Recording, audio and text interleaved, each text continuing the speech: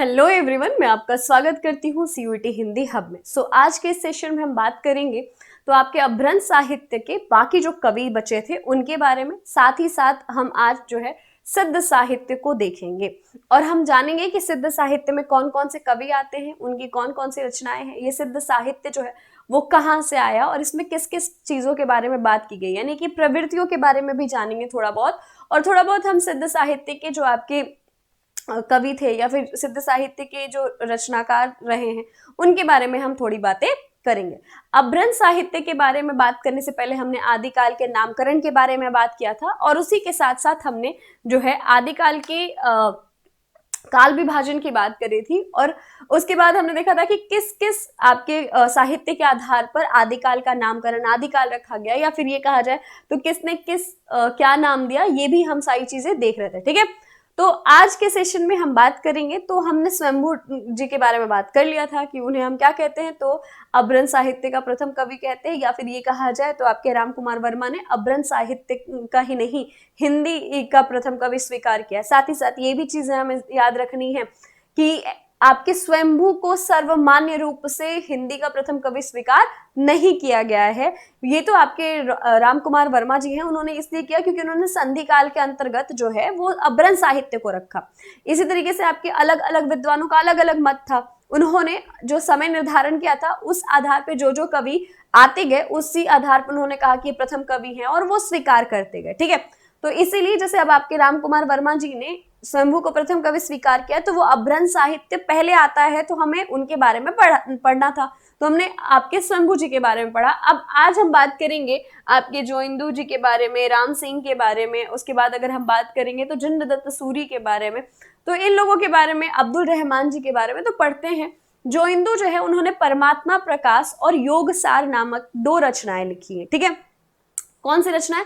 परमात्मा प्रकाश और योगसार नाम की 2 रचनाएं लिखी है। ठीक है, माना जाता है, जोइंदू जी से ही माना जाता है कि अभ्रंश साहित्य में जो दोहा परंपरा थी वो शुरू किससे हुई, तो जोइंदू जी की रचना से योगसार और परमात्मा जो है प्रकाश इसके माध्यम से शुरू हुई है। ठीक है, यानी यहीं पे तो जोइंदू का अविभाज्य जो है वो 10वीं सदी माना जाता है, शताब्दी माना जाता है। इनके परमात्मा प्रकाश और योगसार नामक रचनाओं में अभ्रंश साहित्य में दोहा काव्य परंपरा प्रारंभ होती है, यानी कि दोहा काव्य परंपरा की शुरुआत जो होती है वो परमात्मा प्रकाश या अगर हम बात करेंगे तो योगसार से होती है। ठीक है, ये दोनों नाम याद रखिएगा कि जोइंदू की रचनाएं कौन सी थी। अब आ जाते हैं अब्दुल रहमान। अब्दुल रहमान को हम एक और नाम से जानते हैं और वो है आपका अध्यमान। क्या है? अध्यमान। अब यहाँ पे अगर हम बात करेंगे तो आप अब्दुल रहमान अध्यमान, अब्दुल रहमान अध्यमान ऐसे करोगे तो दूसरा नाम याद हो जाएगा। एक्स्ट्रा एफर्ट आपको डालने की जरूरत नहीं पड़ेगी, बट दूसरा वाला नाम दिमाग के किसी कोने में बैठा होना चाहिए कि जरूरत आने पे ये जाग उठे। जैसे हमारा जो क्या होता है संचारी भाव होता है ना, वो क्या होता है, वो जागृत हो जाता है। जैसी जैसी परिस्थिति आती है वैसे वैसे हमारे मन में बहुत सारे भाव जागृत होते हैं। ठीक उसी तरीके से ये किसी कोने में बैठा होना चाहिए और जब जरूरत हो उसी अनुसार ये प्रकट हो जाना चाहिए। तो आपके अब्दुल रहमान ने एक रचना लिखी है जिसका नाम है संदेश राशक। क्या है? संदेश राशक, जिसे हम एक विरह काव्य के नाम से भी जानते हैं क्योंकि इसमें इन्होंने वियोगिनी के विरह के बारे में बात किया है।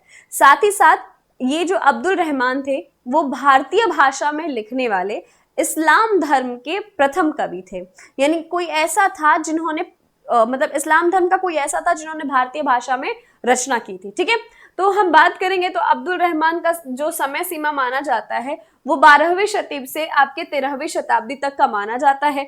रचना इन्होंने लिखा है संदेश राशक। भारतीय भाषा में रचित इस्लाम धर्मावलंबी कवि की प्रथम रचना संदेश राशक है। अभ्रंश के प्रमुख छंद पद्धड़िया छंद। अब ये क्या होता है? जैसे हम बात करते हैं छंद में जब हम छंद पढ़ते हैं तो हम कहते हैं ना वार्णिक और मात्रिक। ठीक है, जब हम बात करते हैं वर्णिक और मात्रिक, तो मात्रिक का मतलब हम मात्राओं की काउंटिंग करते हैं, वर्णिक का मतलब हम वर्णों की काउंटिंग करते हैं। तो क्या होता है, जब हम चौपाइया की बात करते हैं तो हम कहते हैं चौपाई में 16 मात्राएं होती है। कैसे देखते हैं हम चौपाई में 16 मात्राएं होती है? तो हम देखते हैं कि हाँ हमारी बड़ी ई की मात्रा है, छोटी ई की मात्रा है, उसी अनुसार हम काउंटिंग करते हैं। ठीक है, ठीक उसी तरीके से 16 मात्राओं का एक छंद होता है अभ्रंश में, जिसे हम पद्धड़िया छंद कहते हैं। ठीक है, तो इन्होंने संदेश रासक किस छंद में लिखा है? तो इन्होंने पद्धड़िया छंद में लिखा है, जिसमें कितनी मात्राएं होती हैं? तो 16 मात्राएं होती हैं। संदेश रासक क्या है? श्रृंगार काव्य परंपरा है। अच्छा एक बात बताओ, दिमाग में अगर ये बैठा हुआ है या दिमाग ये जानता है, इस बात को जानता है, संदेश रासक जो है एक विरह काव्य है, यानी कि अगर विरह है मतलब कि किसी न किसी का विछड़ना तय हुआ होगा, और जब विरह है तो विरह किस में जाता है? संयोग और वियोग। वियोग कहाँ जाता है बेटा? श्रृंगार में जाता है। तो ये क्या हो जाएगा? पूरे तरीके से डायरेक्टली आपको समझ में आ जाएगा कि ये किससे कनेक्ट हो जाएगा। तो श्रृंगार काव्य परंपरा की ये रचना है, यानी कि श्रृंगार प्रधान रचना है, तो क्या हो जाएगा? श्रृंगार काव्य परंपरा की सर्वप्रथम रचना भी मानी जाती है। ठीक है, ये किसके बारे में हमने बात की? तो अब्दुल रहमान के बारे में बात की। आगे देखेंगे राम सिंह। राम सिंह ने पाहुड़ दोहा करके एक रचना लिखी है, जिसमें उन्होंने कहा है कि मोह माया और बाकी सबको छोड़ करके, लोभ को, इन सबको त्याग करके आत्मज्ञान पे, और ये कहते हैं ना कि अपने आप को संयमित करना, और बहुत ही वो अपने अंदर की जितनी भी चीजें हैं यानी ज्ञानेंद्रियां हैं उनको जागृत करना, अपने अंदर जितनी भी कमियां हैं उनको समझना, अपनी विशेषताओं को जानना, यानी आत्मज्ञान पर बल देते हुए और आत्मज्ञान को क्या करते हुए जागृत करने के लिए इन्होंने एक रचना लिखी जिसे वो पाहुड़ दोहा कहते हैं, या जिसे हम पाहुड़ दोहा के नाम से जानते हैं। ठीक है, इसमें क्या है? इनका अभिवार्य 12वीं शताब्दी माना जाता है। पाहुड़ दोहा में इंद्रिय सुख एवं अन्य सांसारिक सुखों की निंदा की गई है तथा त्याग, आत्मज्ञान और आत्म अनुभूति को महत्व दिया गया है। इंद्रिय सुख का क्या मतलब हुआ? यानी आप इंद्रियों के माध्यम से, हमारी कितनी इंद्रियां मानी जाती हैं? हम जो देख सकते हैं, बोल सकते हैं, सूंघ सकते हैं और टेस्ट कर सकते हैं, यानी कि ऑब्वियसली स्किन को, आंख को, नाक को, तो ये क्या है? हमारे इंद्रियां हैं। अब अगर हम कुछ देख रहे हैं, हमें अच्छा लग रहा है, तो क्या हुआ? हमारा मन ललायित होगा उसे प्राप्त करने के लिए। तो यहीं पे कहा जाए इंद्रियों का जो सुख है उसके त्याग की बात की गई है। और यहाँ पे कहा गया है कि हमें अन्य सांसारिक सुखों की क्या करना चाहिए? त्याग कर देना चाहिए। निंदा की गई है, यानी खराब बताया गया है। तो किस रचना में? पाहुड़ दोहा रचना में। अब आते हैं जिनदत्त सूरी। ये जो जिनदत्त सूरी जी हैं, ये आपको जैन परंपरा में भी मिलेंगे। आपके अभ्रंश साहित्य के कुछ ऐसे भी कवि हैं जो आपको जैन परंपरा में भी मिलेंगे, तो कंफ्यूज मत हो जाइएगा। तो जिनदत्त सूरी ने लिखा है उपदेश रसायन रास। क्या लिखा है? उपदेश रसायन रास। ठीक है, इस रास ग्रंथ को क्या किया जाता है? तो जैन साहित्य का पहला रास ग्रंथ माना जाता है। ठीक है, और साथ ही साथ अभ्रंश भाषा का प्रथम रास काव्य के अंतर्गत भी इसे रखा जाता है। ठीक है, यहाँ पे लिखा हुआ है 12वीं शती में जिनदत्त सूरी द्वारा लिखित ग्रंथ उपदेश रसायन रास को जैन पर रास काव्य परंपरा का प्रथम ग्रंथ माना जाता है। ठीक है, उपदेश रसायन अभ्रंश भाषा का सर्वप्रथम रास काव्य है। मैं अभी पढ़ा रही हूँ, बैकग्राउंड में बिजली बहुत तेज कड़क रही है और मेरा मन ऐसा हो रहा है अगर लाइट कट गई तो मेरी सारी मेहनत एक साथ चली जाएगी। तो मैं बस अंदर से प्रार्थना करी, भगवान थोड़ा सा साथ दे देना और ये पूरा वीडियो मैं खत्म कर पाऊँ। ये जो ब्लिंक हो रहा है ना, इसी तरीके से मेरे दिल की धड़कनें बढ़ रही है और मैं इसे एक्सप्लेन नहीं कर पाऊंगी ये खौफ कितना बुरा होता है। कोई बात नहीं, आगे बढ़ते हैं। अब आ जाएंगे हम, ये वही राम सिंह है जो हम पाहुड़ दोहा में पढ़ के आए, तो ये दोबारा यहाँ पे बस आ गया है, इसलिए ज्यादा परेशान मत हो। ठीक है, अब आ जाते हैं हेमचंद्र जी की बात कर लेते हैं।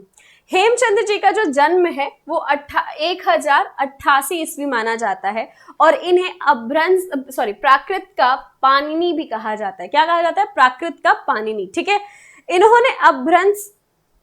इन्होंने अभ्रंश के भाषिक और व्याकरणिक रूप का स्पष्ट, सुव्यवस्थित और मानक विवेचन किया है।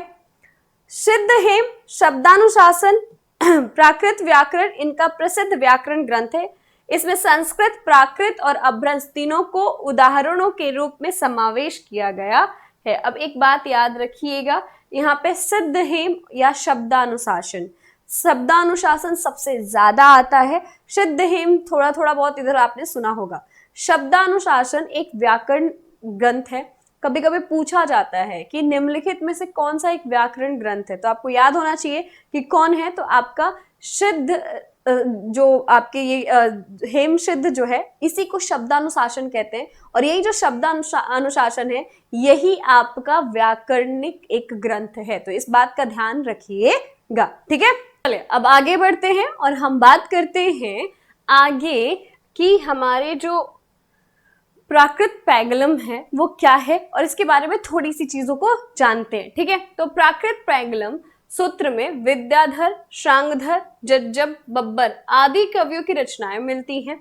अब ये जो प्राकृत पैंगलम है, ये एक क्या है, ग्रंथ है, ठीक है। और इसमें कभी कभी पूछता है कि किसके निम्नलिखित में से किसके पद नहीं मिलते हैं। तो याद रखिएगा, विद्याधर, शांगधर, जज्जल, बब्बर, इन कवियों की रचनाएं मिलती हैं, यानी उनके जो रचनाएं फुटकल रचनाएं थी उनको एकत्रित कर दिया गया, ठीक है। इसमें प्राकृत और अभ्रंश के छंदों की विवेचना के रूप में विभिन्न कवियों की रचनाएं संकलित की गई है। इसका संग्रह 14वीं शती के अंत में लक्ष्मीधर ने किया था। ये लक्ष्मीधर कौन है, तो लक्ष्मीधर वार्ष्णेय, ठीक है। प्राकृत पैंगलम में वर्णित 8 छंदों के आधार पर आचार्य शुक्ल ने हम्मेर रासों की कल्पना व उसके रचयिता शांगधर को माना है, ठीक है। अब यहाँ पे ये जो हम्मेर रासो आपका एक है, उसके रचना जो कार हैं उसको लेकर थोड़ा सा विवाद है। तो यहाँ पे ये थोड़ा सा वही से इंक्लूड हो रहा है कि इस प्राकृत पैंगलम को ही आधार माना गया हम्मेर रासो के रचनाकार का नाम जो है वो लेने की। शांगधर, शुक्ल जी ने हम्मेर रासो का रचयिता शांगधर और राहुल संकृतायन ने जज्जल को माना है, ठीक है। हजाई प्रसाद द्विवेदी के अनुसार हम्मेर शब्द किसी पात्र का नाम ना होकर विशेषण है जो अमीर का विकृत रूप है। अब देखो, एक ऐसा है कि हम्मेर रासो जो है उसके लेखक के बारे में जितने भी अपवाद हैं उसमें अपने अपने सबके मत हैं। राहुल संकृतायन ने कहा है कि हम्मेर रासो जो है वो जज्जल ने लिखा है। वहीं पे आपके आचार्य रामचंद्र शुक्ल कहते हैं कि हम्मेर रासो किसने लिखा है, तो शांगधर ने लिखा है। वहीं पे आपके हजाई प्रसाद द्विवेदी लिखते हैं कि ये हम्मेर जो है ये कोई रासो नहीं है, ये कोई ग्रंथ नहीं है, ये एक विशेषण है। यानी कि जैसे हम किसी को सुशोभित करते हैं, जैसे अगर कहा जाए स्वर कोकिला, तो ये क्या हो गया, हमने एक विशेषण दिया कि हमने उनकी जगह पे ये इस्तेमाल करा। तो यहाँ पे वही कहा जा रहा है कि अमीर का विकृत रूप है हमीर, और ये किसी का पात्र ना होकर क्या है, विशेषण है। यानी कि किसी के क्या किया गया है, किसी ग्रंथ का पात्र नहीं है, ये विशेषता के रूप में प्रयोग किया जाना। शांगधर पद्धति ग्रंथ संस्कृत के पद्य कोश है, जिसमें बीच बीच में देश भाषा वाक्य भी रखे हैं। ये बस पढ़ लीजिएगा। शांगधर पद्धति में बहुत से साबर मंत्र और भाषा चित्र काव्य दिए गए हैं। डॉक्टर बच्चन सिंह ने इन्हें अनुमानतः कुंडलिया छंद का प्रथम प्रवक्ता कहा है। देखो, ये जो बात कही गई, इतनी सारी चीजें हम बात कर रहे हैं, इसमें से ये 3 पॉइंट्स आप थोड़ा सा पढ़ लीजिएगा, या फिर दोबारा, ऐसा होता है ना पढ़ते रहते तो हम दोबारा एक सरसरी निगाहों से देख लेते हैं, तो बस इतना कर लीजिएगा। बाकी ये जो इतनी बातें दिखी गई हैं, ये सिर्फ आपके एक बार पढ़ने के लिए, ऐसा नहीं कि इसमें बहुत ज्यादा एम्फसाइज करके कि मुझे एक एक पॉइंट रटना ही है। कभी कभी होता है ना कि कुछ चीजें हम समझने और समझाने के लिए भी करते हैं, तो वही आपको करना है। अब हम बात करने वाले हैं सिद्ध साहित्य के बारे में। ये सिद्ध साहित्य है क्या, इसके बारे में अगर हम बात करेंगे तो हम इसे कैसे देखेंगे या कैसे जानेंगे, या फिर क्या जानते हैं। तो जब भी आपके पास सिद्ध साहित्य आएगा तो याद रखिएगा कि उसके साथ साथ बौद्ध खुद आएगा। यानी कि बौद्ध धर्म जो है वो आपको खुद ही मिल जाता है देखने को, ठीक। अब ये बौद्ध और सिद्ध क्यों साथ साथ आएंगे, तो सिद्ध साहित्य का जो संबंध है वो बौद्ध साहित्य से कैसे है। ये जो बौद्ध साहित्य थे इसकी 2 शाखाएं हुई, एक था हीनयान और दूसरा था महायान, ठीक है। जब हम बात करते हैं हीनयान या महायान का, तो क्या होता है कि आपको पता चलेगा कि हमारे पास जो सिद्ध है उन्हें कहा जाता है कि ब्रजयान से उत्पत्तित हुए हैं। किससे, उनका उत्पन्न जो हुआ वो ब्रजयान से, यानी कि वो किस शाखा से है, ब्रजयान से। अब ये ब्रजयान क्या था, तो इस महायान के 2 हिस्से हुए थे, ठीक है। एक को कहते हैं हम सहजयान और दूसरे को कहते हैं व्रजयान होता है। अब क्या है ना, सहज यान बोलो या व्रज यान बोलो, या फिर कहीं कहीं पे आपको देखने को मिलेगा कि इसी महायान को ही व्रजयान हुआ, और इसी व्रजयान का एक और सुलझा हुआ जो हुआ उसे हम सहजयान कहने लगे। या फिर अगर देखेंगे तो आपको पता चलेगा कि इसी व्रजयान से माना जाता है कि दो हिस्से हुए और उसमें से एक आपका सिद्ध आया और एक आपका नाथ आया। कहीं कहीं किसी किसी किताबों में आपको ये देखने को मिलेगा ब्रज मतलब क्या होता है, कठोर, ठीक है, और सहज मतलब क्या होता है, आसान। तो ये जो आपके सिद्ध थे उन्होंने सहज साधना अपना लिया, और आपके जो नाथ थे वो व्रज साधना यानी कि कठोरता की तरफ, योग की तरफ, हठ योग की तरफ चले गए। तो ये जो आपको यहाँ पे दिख रहा है हीनयान, महायान, व्रजयान, सहजयान, तो ये सब कुछ कहाँ से आया, ये पूरा अगर आप ध्यान दोगे तो कहाँ से आ रहा बच्चा, तो ये बौद्ध धर्म से आ रहा है।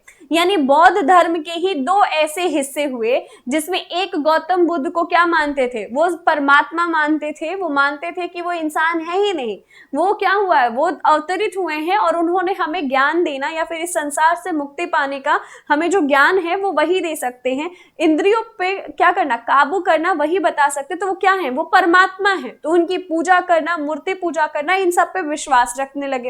एक हिस्सा ऐसा भी आया जो इनका क्या करता था, खंडन कर रहा था, यानी उनका मानना था कि वो स्वर्गीय अवतरित नहीं है, वो इंसान है, नागरिक है, जिन्होंने अपनी सिद्धियों के माध्यम से, जिन्होंने अपने तपस्या के माध्यम से अपनी सिद्धियों को प्राप्त किया है, इसीलिए वो इंद्रियों के कब्जे में नहीं है, जबकि इंद्रियां क्या है, उनके कब्जे में, यानी कि उनके हाथों में। तो ये जो विचार थे आपके बौद्ध धर्म के ही दो विचार हुए, उसी का नाम हुआ हीनयान और महायान। और फिर वहीं से आगे आपकी चीजें बढ़ी, तो कभी कभी कहीं कहीं आप देखोगे कि यही व्रजयान जो है वो मंत्रयान बन गया, या फिर यही आपके महायान से निकला हुआ मंत्रयान, मंत्रयान से व्रजयान बन गया। तो ये जो आपको बार बार देखने को मिलता है, ये सारी चीजें किससे कनेक्टेड है, ये सब कुछ आपके बौद्ध धर्म से कनेक्टेड है। तो जब बौद्ध धर्म से कनेक्शन है, इसीलिए हमेशा याद रखिएगा कि जब भी सिद्ध साहित्य का नाम आएगा तो दिमाग के किसी कोने में ये बात रहेगी जरूर कि ये किससे रिलेटेड है, तो बौद्ध साहित्य से रिलेटेड होंगे, यानी इस पे प्रभाव किसका होगा, तो बौद्ध का प्रभाव होगा। अब ये बौद्ध का प्रभाव होने का मतलब क्या हुआ, बौद्ध का प्रभाव होने का मतलब ये हुआ कि सांसारिक सुख जो है उसको क्या करना, अपने अनुसार, जैसे कि आपके जो गौतम बुद्ध जी थे, वो उन्होंने कभी ये नहीं कहा कि गृहस्थ जीवन त्याग करके ही हम क्या कर सकते हैं, हम पर मतलब अपने आप को संयमित रख सकते हैं। तो ठीक उसी तरीके से क्या है, यहाँ पे आप जब बौद्ध धर्म में आओगे तो आपके सिद्ध साहित्य में आओगे तो आपको पता चलेगा कि जैसे हमने कहा कि बौद्ध धर्म में दो हिस्से हुए, एक परमात्मा मानते थे और एक परमात्मा नहीं मानते थे। ठीक उसी तरीके से यही जो दो हिस्से आगे बढ़ते गए, तो एक मानते थे कि अगर परमात्मा को प्राप्त करना है या फिर अपने जीवन को संचारित करना है तो अपने इंद्रियों पे काबू होना जरूरी है। और उसकी वो इंद्रियों पे काबू कैसे कर सकते हैं, तो वो इंद्रियों पे काबू कर सकते हैं हठ योग के माध्यम से, योग साधना के माध्यम से, जिन्हें हम नाथ के नाम से जानते हैं। वहीं पे एक हिस्सा ऐसा भी हुआ जिसने कहा कि हम पंचमकार जो होते हैं उसके माध्यम से या फिर संभोग के माध्यम से हम परमात्मा को प्राप्त कर सकते हैं। और ये ऐसा नहीं था कि शुरू शुरू में ऐसा था, नहीं, जब सिद्ध साहित्य की शुरुआत होती है या फिर जब सिद्ध आते हैं तब क्या होता है कि वो भी क्या करना चाहते थे, वो लोगों के दुखों को दूर करना चाहते थे, उन्हें भी वो मतलब जिस तरीके से वो ग्रसित थे उस पीड़ा से वो मुक्ति दे लाना चाहते थे, संसारिक मोह माया से उन्हें क्या करना चाहते, दूर ले जाना चाहते थे। लेकिन कैसे धीरे धीरे धीरे धीरे जो सिद्ध जो थे वो क्या हो गया, वो विकृत होते गए, धीरे धीरे इनकी मानसिकता प्रवृत्तियां सब बदलती गई। और ये बाद में अगर देखा जाए सरहप्पा के समय को छोड़ दिया जाए, सरहप्पा जो है वो सिद्ध साहित्य के प्रथम कवि माने जाते हैं, हिंदी साहित्य के प्रथम कवि माने जाते हैं, इनको छोड़ दिया जाए तो पता चलेगा कि बाकी उसके बाद की जो आपके कवि आए या फिर उसके बाद के जो लोग आए उन लोगों में जो आपकी रचनाएं मिलेंगी या प्रवृत्तियां जो पढ़ने को मिलेंगी उस पर पता चलेगा कि वो और विकृत होती गई, यानी कि खराब होती गई। ठीक है, तो अगर हम सिद्ध साहित्य की बात करते हैं तो इसके अंतर्गत हम क्या पढ़ेंगे, तो आपके ये जो सिद्ध थे यानी इनका जो समय सीमा था वो क्या था, कौन से यान से ये आते हैं, इनका समय सीमा क्या निर्धारित होता है, सिद्ध किसे कहा गया और इनकी प्रवृत्तियां क्या थी और इनकी रचनाएं क्या रही। तो सबसे पहले अगर हम बात करें तो इनकी जो समय सीमा कही जाती है आपके सिद्धों की, वो मानी जाती है कि आपके अगर देखा जाए तो इनको कहा जाता है कि ये कब से आए हैं, 8वीं सदी से 13वीं शताब्दी के बीच की समय सीमा माना जाता है कि ये इसके दौरान इनका क्या हुआ, अभिवार्य हुआ। ठीक है, अब अगर हम कहा इस बात को समझेंगे तो हमें समझ में आएगा कि 8वीं शताब्दी यानी अपभ्रंश का जैसे ही समय समाप्त होता है उसके जस्ट तुरंत, यानी कि अगर कहा जाए तो अपभ्रंश साहित्य की जैसे समापन कड़ी होती है उसी के साथ साथ, या अपभ्रंश साहित्य के पतन से शुरुआत के टाइम से साथ साथ ही इसकी उदय, आपका सिद्ध साहित्य उसका उदय हो जाता है। और फिर हमें इसके बारे में पढ़ने को जानने को मिलते हैं। क्यों? क्योंकि इसके बारे में, सिद्ध साहित्य के बारे में हिंदी साहित्य में सर्वप्रथम हमें प्राप्त होता है जो मतलब डेटा कहे या फिर जो रचनाएं होती हैं वो हमें प्राप्त होती है जब आपके हरदेव जी हैं एक मतलब आप मान सकते हो कि जिन्होंने आपका बौद्ध गान ओ दोहा लिखा, वो किया है, लिखा है, संग्रहित किया है, जिसे प्रकाशित कराया है, संपादित किया है, उनके माध्यम से जो सिद्ध साहित्य हमारे हिंदी साहित्य में आता है। हालांकि बहुत सारी बातें ऐसी बता दी मैंने जो आई थिंक आगे चली गई हैं, तो हम थोड़ा सा यहाँ पे पढ़ लेते हैं, फिर जितनी चीजें आपको समझाई गई है वो थोड़ा क्लियर हो जाएगा।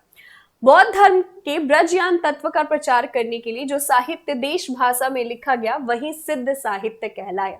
यानी कि बौद्ध धर्म के प्रचार के लिए ब्रजयान के तत्वों को साहित्य में लिखा गया उसे ही हम सिद्ध साहित्य के नाम से जानते हैं। अच्छा देखो क्या हुआ, हमने बात की सब आदिकाल के प्रवृत्तियों के बारे में, तो हमने कहा था कि हमारी धार्मिक परिस्थितियां कैसी थी, तो हमें सिद्ध, नाथ, बौद्ध, जैन सबसे प्रभावित पाया गया, यानी हम हर तरीके से प्रभावित थे। क्यों? क्योंकि जो हमारी मानसिकता थी वो निराशावादी होने लगी थी। इसी दौरान आपके बौद्ध धर्म का प्रचार और प्रसार बढ़ रहा था। अब बौद्ध धर्म के प्रचार और प्रसार के लिए सिद्ध और नाथ थे जिन्होंने इसका क्या किया, बेड़ा उठाया कि हम इसका प्रचार और प्रसार करेंगे। फॉर एग्जाम्पल मान लीजिए जैसे हिंदू धर्म में भी हम जब पूजा करते हैं तो हमारी पूजा जैसे हम करते हैं, जो घर पे पूजा वो अलग है, लेकिन जब कोई अनुष्ठान होता है, कोई यज्ञ होता है तो हम ब्राह्मणों को बुलाते हैं। वो ब्राह्मण क्या करते हैं, तो वो मंत्र या उच्चारण करते हैं, पूजा संपन्न कराते हैं, और हम मानते हैं कि परमात्मा तक हमारे अनुरोध को पहुंचाने वाला स्रोत कौन, तो वो ब्राह्मण। ठीक उसी तरीके से किसी भी धर्म के अनुयायी जो होते हैं वो स्रोत माने, मतलब अनुयायियों को उस परमात्मा से कनेक्ट करने के लिए कड़ी होती है। अब किसी भी धर्म को उठा लीजिए, अगर आप हमारी हिंदुओं की बात करें तो हमारे ब्राह्मण होते हैं, अगर मुसलमानों की बात करें तो हाजी कहते हैं शायद उन्हें, अगर हम बात करें क्रिश्चियन की बात करें तो आपके फादर होते हैं। तो वो क्या हो गया, हर एक धर्म में अनुयायियों को उनके परमात्मा तक जोड़ने के लिए कड़ी होती है, और वही जो कड़ी होती है वही इस धर्म का प्रचार और प्रसार करने का क्या करता है, बेड़ा उठाता है। तो उसी तरीके से बौद्ध धर्म के प्रचार और प्रसार के लिए सिद्ध और नाथों ने क्या किया, बेड़ा उठाया, जिसमें से नाथ जो थे वो पूरे लोगों को ये समझाने लगे कि संसारिक मोह माया का त्याग करना चाहिए और हमें क्या करना चाहिए, हमें योग साधना अपनाना चाहिए। और जो सिद्ध थे वो अपने परमात्मा तक पहुंचाने के लिए सिंपल सा फंडा बताते थे कि आपको कुछ नहीं करना, आपको इस संसार में रहते हुए आपको भोग विलास करते हुए उस परमात्मा को प्राप्त करना है। और हजार तरीके के अंधविश्वासों का क्या किया, बढ़ावा दिया। अगर आपने ये अनुष्ठान नहीं किया तो ये हो जाएगा, वो हो जाएगा। जैसे कि आप लोगों ने देखा होगा जो ढोंगी बाबा लोग होते हैं वो ऐसे ही बहुत सारी बातें बोल देते हैं जिससे लोगों को डर लगता है और वो उन्हें पैसे देना या फिर जो भी करना वो करते हैं, स्पेशली जो रास्ते में मिलते हैं वो लोग। तो क्या हो गया यहाँ पे, वैसे ही बौद्ध धर्म के प्रचार प्रसार के लिए जो ब्रज तत्व लिखे गए थे वो साहित्य देश भाषा में लिखा गया था, यानी कि जो आपकी भाषा देश भाषा थी वो साहित्यिक देश भाषा या जन भाषा में लिखी गई थी, उसे हम क्या कहते हैं, सिद्ध साहित्य कहते हैं। 18वीं शताब्दी से 13वीं शताब्दी तक माना जाता है, यानी शुरुआत 8वीं शताब्दी से 13वीं शताब्दी तक माना जाता है, शुरुआत 8वीं शताब्दी से माना जाता है और अंत कब होता है, 13वीं शताब्दी में। बौद्ध धर्म विकृत होकर व्रजयान संप्रदाय के रूप में देश के पूर्वी भागों में फैल रहा था। इन बौद्ध तांत्रिकों में वामाचार की गहरी प्रवृत्ति पाई जाती थी। अब यहाँ पे कहा जा रहा है बौद्ध धर्म विकृत होकर, बौद्ध धर्म विकृत होकर यानी कि पूर्णतः बौद्ध धर्म नहीं, उसका भी बदला हुआ रूप, उसका भी परिवर्तित रूप हमारे हमारे पूर्वी भारत में फैल रहे थे। और पूर्वी भारत में वो क्या कर रहे थे, बहुत मतलब अगर कहा जाए तो तांत्रिक विद्या का या फिर आडंबराओं का या फिर अगर कहा जाए तो अंधविश्वासों का क्या कर रहे थे, वो प्रचार प्रसार कर रहे थे, और जिससे हमारी क्या हो रही थी, हमारी जो जनता थी उनकी प्रवृत्तियां भी विकृत हो रही थी, क्योंकि वही सिखाया, वही पढ़ाया और वही बताया जा रहा था। ठीक है, मागधी भाषा पाली को कहा जाता है। बौद्ध साहित्य पाली में लिखा गया है। अब देखो, ये तो बात आपको पता है, त्रिपिटिका जो है वो किस भाषा में लिखी गई थी? तो पाली भाषा में लिखी गई थी। तो आपका जो बौद्ध साहित्य है वो किस भाषा में? पाली में। सिद्ध साहित्य अर्धमागधी अभ्रंश भाषा में लिखा गया है। जो सिद्ध साहित्य है उसकी भाषा जो है वो अर्धमागधी अभ्रंश है। ठीक है, अर्धमागधी अभ्रंश का मतलब है कि हमारे उत्तर पूर्व भारत के हिस्से में जो भाषा बोली जाती है उसको लिया जाता है। ठीक है, अब आ जाइए, व्रजयान का केंद्र श्री पर्वत रहा है। ये याद रखिएगा, व्रजयान का केंद्र कहाँ रहा बच्चे? श्री पर्वत। सिद्धों की संख्या कितनी थी? तो 84। आपके राहुल संकृतायन ने 84 सिद्धों को माना है। आपके आचार्य रामचंद्र शुक्ल ने भी 84 सिद्धों को माना, जिसमें से सिर्फ 14 सिद्ध थे जिनकी रचनाएं आपको प्राप्त हैं। इनके अलावा किसी और सिद्ध की रचनाएं आपको प्राप्त नहीं है या फिर देखने को नहीं मिलती है। नाम भर हैं, लेकिन उसमें जो है सिर्फ 14 आपके ऐसे हैं जिनकी रचनाएं प्राप्त हैं। साथ में एक चीज और याद रखिएगा, इस 84 में 3 योगिनी है, यानी कि जो 84 सिद्ध है जिसमें से 3 योगिनी है, बाकी के बाकी 81 जो है वो आपके सिद्ध हैं। ठीक है, ये इसका समय 797 ईस्वी से 1257 तक माना जाता है। ये अपने नाम के पीछे पा जोड़ते हैं।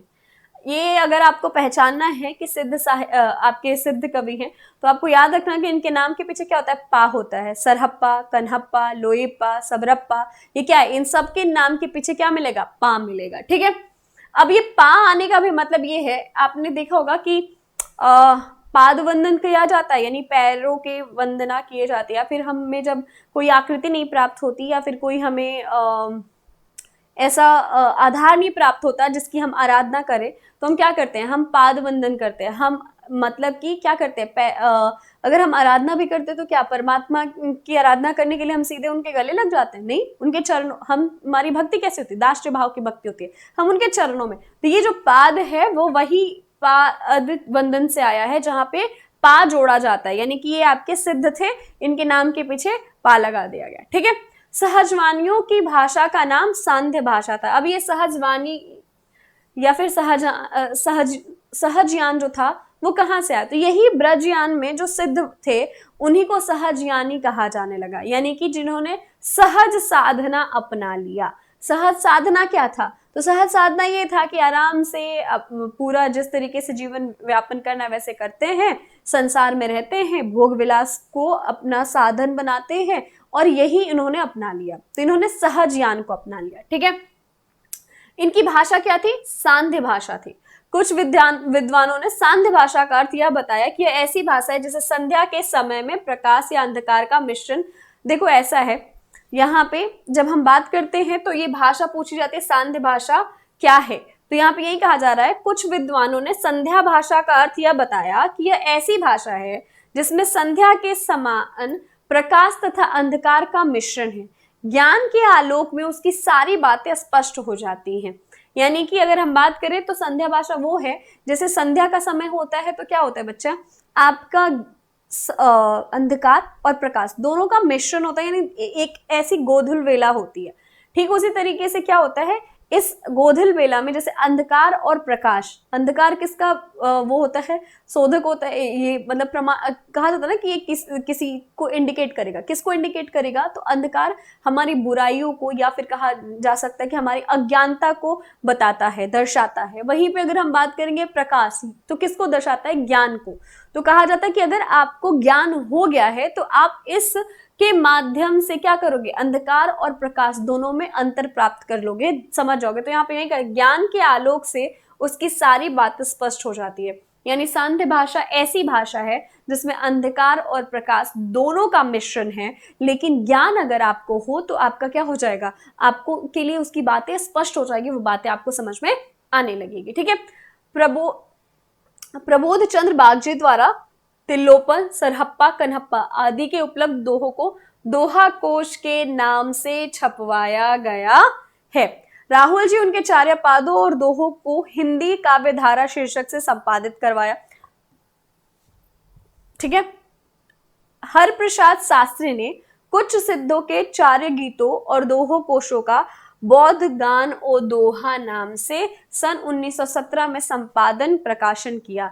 जो मैंने आपको बताया कि सिद्ध साहित्य के बारे में हमें जो पता चलता है, यानी जो सारे ज्ञान मिलते हैं, उन सब का जितनी भी चीजें उन्होंने इकट्ठा करा था, जितनी भी चीजें वो लेकर के आए थे, उसको प्रकाशित और संपादित कराया था आपके हरप्रसाद शास्त्री ने 1917 ईस्वी में। ठीक है, तो जो हमने बोला था बौद्ध गान ओ दोहा, वो इनके द्वारा प्रकाशित और संपादित रचना है। ठीक है, और वहीं पे अगर हम बात करेंगे तो प्रबोध चंद्र बागजी द्वारा जो लिखा गया है वो क्या है बच्चे, तो वो आपका दोहा कोश है। ये 3 चीजें याद रखनी है आपको। सिद्ध साहित्य की अगर बात करें तो सबसे पहले समय सीमा क्या है, ठीक है, इसमें किस साधना का इस्तेमाल किया जाता था, साथ ही साथ अगर देखा जाए तो दोहा कोश, चर्यापद और वो बौद्ध गान ओ दोहा, ये तीनों जो है वो किसके द्वारा प्रकाशित कराया गया है। बाकी अगर देखा जाए तो 84 जो आपके सिद्ध होते हैं उनके नाम पूछे नहीं जाते हैं, पर आचार्य रामचंद्र शुक्ल के अनुसार ये 84 जो है वो दे दिए हैं। ये जो 3 आपको दिख रहा है, मणिभद्रा, कनकलाप्पा और लक्ष्मीकरा, ये तीनों आपकी योगिनी है, इसीलिए मैंने इन्हें क्या कर दिया है, मार्क कर दिया है। एक बार में ही ये किस्सा खत्म, ताकि आपको बार बार इसको याद करना, समझना, देखना ना पड़े। और सच बताऊं तो यहाँ पे अगर देखा जाए तो सरहप्पा, लुईपा, कन्हप्पा, सबरप्पा, इनके अलावा और कुछ आपसे नहीं पूछा जाएगा, क्योंकि जिनकी रचनाएं ही नहीं उपलब्ध है वो उस भीड़ को कितना याद कर लोगे आप, इतना थोड़े होगा। और अगर याद भी करना तो एक कॉमन चीज आपको दिख रही है, सबके नाम के पीछे पा लगा हुआ है, तो आप वो उस तरीके से भी देख सकते हो।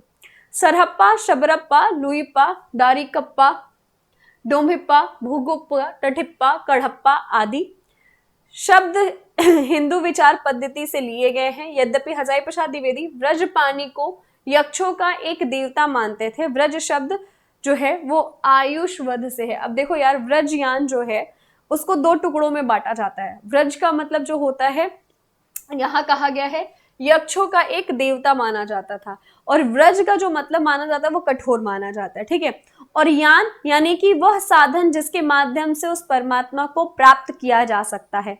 व्रज यान वह मतलब साधना जिसके माध्यम से क्या किया परमात्मा को प्राप्त किया जा सकता है, यानी कि ये जो नियम है, व्रज है, यही वह साधन बनेगा जो उस परमात्मा से आपको मिलाएगा। और यही आपका जो सिद्ध है और यही नाथ है जिसका आपको प्रभाव कहाँ मिलेगा, आपको इनका प्रभाव भक्ति काल में भी देखने को मिलता है। ठीक है, बाकी अगर हम बात करेंगे तो अश्मी विथा और अमरत्व का साधन, ये आपके लिए ज्यादा मैटर नहीं करता। बौद्ध का शून्यवाद हो गया, बुद्ध को ब्रज सत्व की संज्ञा मिली। ब्रज सत्व को समझना नैरत्व यानी स्वभाव को समझना है। देखो एक बात बता देते हैं, ये हिंदी साहित्य के अंतर्गत मतलब पोस्ट ग्रेजुएशन के लिए ये पॉइंट्स उतनी वैलिड नहीं है, सिर्फ आपको पढ़ने के लिए है। ठीक है, आगे देखते हैं। सिद्धों ने तांत्रिक वामाचार को अपनाया। वामाचार के मूल में स्त्री पुरुष का अबाधित असामाजिक संभोग है। इसका पौरोहित्य नीच जाति की स्त्री करती है, जिसे भैरवी या योगिनी कहा जाता है। अच्छा देखो, एक चीज मैं एक्सप्लेन कर देती हूँ उसको, फिर आपके लिए ज्यादा क्लियर हो जाएगा। शुरू में हमने बात करी थी कि सिद्ध साहित्य में क्या है, सिद्ध साहित्य में विकृतियों का क्या हो गया देखने को मिला। विकृतियां कैसी थी, तो ये कहा जा सकता बिल्कुल असामाजिक थी, यानी कि वो किस चीज को बढ़ावा देते थे, तो मद, मदिरा, मैथुन, मत्स्य। और तो ये क्या है, ये आपके ऐसे साधन थे जो असामाजिक माने जाते हैं। अब अगर आज का भी समय लिया जाए तो क्या हम कभी किसी ऐसे को अपना पाएंगे अपने गुरु के रूप में जिसमें ये आपके 5 मकारों का योग मिले, या फिर वो 5 मकारों से युक्त हो। तो जब हम आज के समय में इस विकृति को नहीं स्वीकार कर सकते थे, तो तब के समय में भी इसे असामाजिक ही माना जाता। लेकिन ये असामाजिक कौन घोषित करेगा, जब हमें मानसिक रूप से ये पता ही नहीं है कि क्या सत्य है और क्या असत्य है, क्या सही है क्या गलत है, तो हम कैसे निर्धारित करेंगे। अगर कोई आया और हमें डरा कर धमका कर ये बताए कि यही साधना है जिससे हमारे सुखों का क्या होगा, आगमन होगा, और हमारे दुखों का क्या होगा, वर्धन होगा, तो यानी कि हमारे दुख क्या हो जाएंगे, समाप्त हो जाएंगे। तो यही सेम चीज क्या हुआ, आपके जब सिद्ध आए तो उन्होंने भी यही बात बोली, और वो किससे युक्त थे, तो वो संभोग में विश्वास रखते थे, संभोग कैसा करते थे, तो नीच स्त्रियों का करते थे और वो शमशान या फिर ऐसी जगहों पे किया करते थे। ठीक है, अब यहाँ पे उन्हें जिन नीच स्त्रियों का वो संभोग करते थे उन्हें वो योगिनी कहा करते थे या फिर योगिनी के नाम से उन्हें सुशोभित किया जाता था। ठीक है, अब यहाँ पे अगर देखोगे तो पंच मकार का नाम सुना होगा आपने, वो होता है मद, मास, मत्स्य, मैथुन और मुद्रा। ये याद रखना, ये इंपॉर्टेंट है, ये आपको याद रखना है कि ये पंच मकार में क्या क्या आता है। तो पंच मकार में आपके पास आता है मद, मास, मैथुन, मुद्रा। ठीक है, ये क्या है आपके मत्स्य, मुद्रा, ये सारे क्या है आपके पंच मकार के अंतर्गत आते हैं और ये आपके सिद्ध साहित्य में इंपॉर्टेंट है। ओके यहाँ पे क्या है, महासुखवाद की बात की जाती है। अब महासुखवाद क्या था, जब वो संभोग करते थे तो उसे वो महासुखवाद के अंतर्गत रखते थे। ठीक है, अब यहाँ पे कहा जा रहा है कि साध्य है महासुखवाद अथवा संभोग की चरम परिणति। ठीक है, महासुख की ओर मोड़ देना। राहुल जी के मतानुसार सरहप्पा पहले सिद्ध कवि हैं जिन्होंने चार्य गीतों और दोहा कोश की रचना की है। ठीक है, ये यहाँ पे ये पंक्ति यहाँ पे है। ठीक है, इस चीज को छोड़ो, ऐसे सिर्फ इतना आपको जानना है कि महासुखवाद क्या होता है। तो संभोग की परिणत स्थिति यानी कि चरम स्थिति को इन्होंने क्या कहा है, महासुखवाद है। अब आपके राहुल संकृतायन ने क्या किया है, तो उन्होंने सरहप्पा को पहला कवि स्वीकार किया है। ये बात हम ऑलरेडी बात कर चुके हैं। ठीक है, यहाँ पे दिया हुआ है राहुल संकृतायन के अनुसार सरहप्पा पहले बौद्ध सिद्ध हैं जिन्होंने चर्या गीतों और दोहा कोशों की रचना की है। सरोहरपाद, सरोज व्रज, राहुल वज्र भी कहा जाता है। किसको, आपके सरहप्पा को कहा जाता है। इंडिविजुअली हम सरहप्पा को पढ़ेंगे तो ये इसमें इतना कंफ्यूज मत होना। शबरप्पा बेलिया सिद्ध करने का प्रयास किया। शबर की एक कन्या को महामुद्रा के रूप में लेकर रहते थे। जाति पाति का यह खुला खंडन था। आक्रामकता, उग्रता और तीखापन था।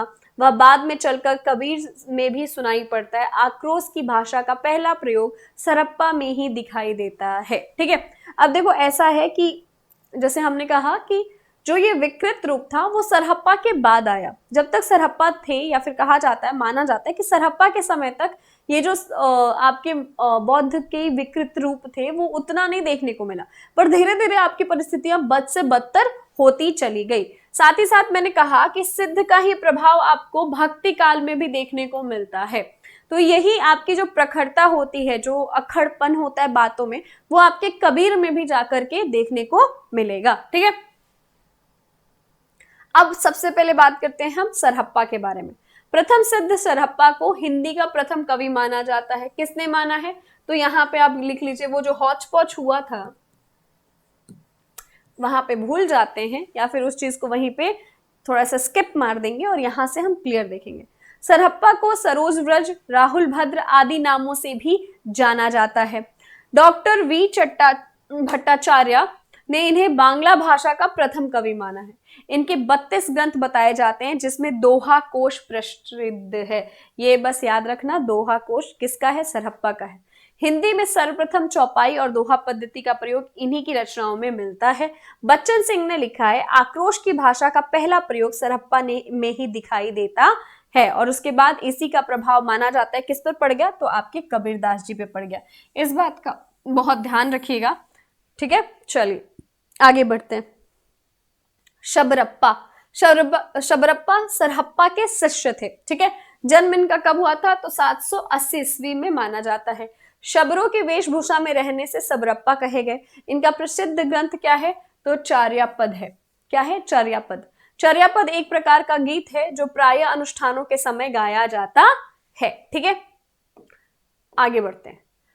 कन्हप्पा की रचनाओं में उपदेश की भाषा तो पुरानी टकसाली हिंदी काव्य भाषा है, पर गीत की भाषा पुरानी बिहारी या पूर्वी बोली मिलती है।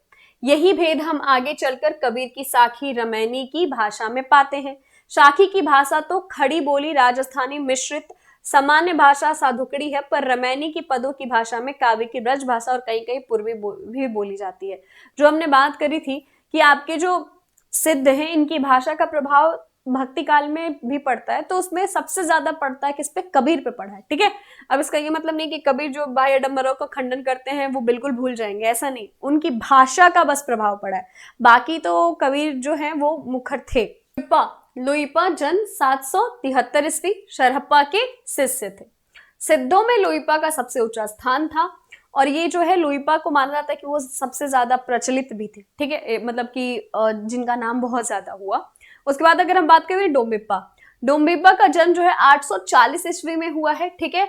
और विरूपा अगर देखा जाए तो यहाँ पे अगर हम बात करेंगे तो यहाँ पे अगर आप देखोगे तो 840 ईस्वी में इनका जन्म हुआ है और विरूपा के शिष्य थे।